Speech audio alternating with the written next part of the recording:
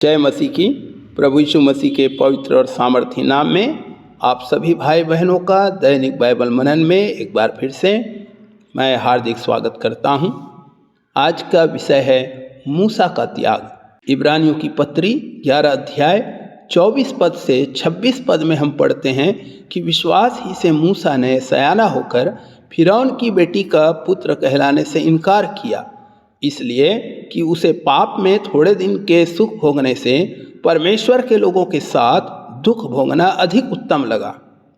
मेरे प्रियो, जब हम निर्गमन की पुस्तक 2 अध्याय में पढ़ते हैं तो पाते हैं कि मूसा की माँ ने राजा फिरौन के डर के मारे अपने बेटे को दिन तक छिपाए रखा, क्योंकि राजा का आदेश था कि इस्राएली स्त्रियां यदि बेटा उत्पन्न करे तो उनको मार डाला जाए। और जब वह मूसा को और ना छिपा सकी तब उसने उसे एक सरकंडों की टोकरी बनाकर नदी में छोड़ दिया। फिरौन की बेटी अपनी सहेलियों के साथ उस नदी में नहाने के लिए जाया करती थी, और जब उन्होंने उस टोकरी को देखा तो क्या देखा कि उस टोकरी में एक बालक है, और उसने उसे नदी से निकलवा कर अपने पास रख लिया। और प्रियो, इस तरह मूसा फिरौन की बेटी का पुत्र ठहरा। मूसा का पालन पोषण महल में हुआ। उसने अपने जीवन में सब प्रकार की सुख सुविधाओं का आनंद उठाया। वह चाहता तो राजमहल में रहकर अपनी जिंदगी चैन और आराम से बिता सकता था, लेकिन जब मूसा सयाना अर्थात समझदार हो गया तब उसे इस्राएलियों के कष्टों का पता तो चल ही गया होगा जो फिरौन राजा के द्वारा उन्हें दिया जा रहा था। वह इन सब बातों से डरकर चुपचाप राजमहल में सब सुख सुविधाओं का मजा ले सकता था, परंतु बाइबल बताती है कि उसको राजमहल के सुख भोगने से परमेश्वर के लोगों अर्थात अपने इस्राएली भाई बंधुओं के साथ दुख उठाना अधिक उत्तम लगा।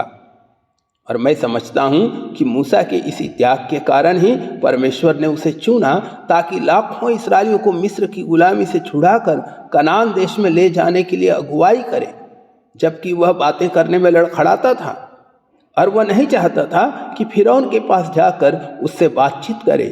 फिर भी परमेश्वर ने उसे चुन लिया।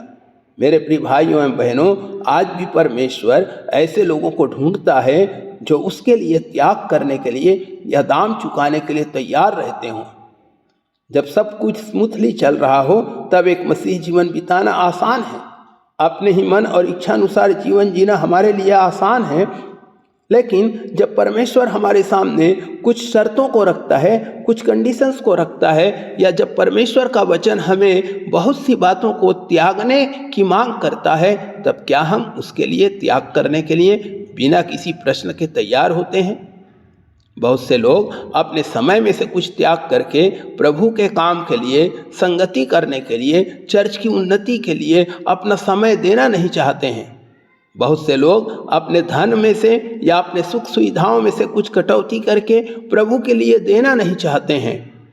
मेरे प्रियो, हम मूसा के विषय में इब्रानियों की किताब 11 अध्याय और 26 पद में पढ़ते हैं कि उसकी आंखें फल पाने की ओर लगी थी। हमें विचार करना चाहिए कि क्या इस पृथ्वी पर यदि मैं परमेश्वर की आज्ञा एवं इच्छानुसार अपनी सांसारिक एवं शारीरिक जीवन को त्याग कर उसके लिए अपना समय, अपना धन, अपनी ताकत, अपनी सुख सुविधाओं का त्याग करते हुए जीवन बिताऊंगा, तो क्या परमेश्वर मुझे उसका प्रतिफल नहीं देगा?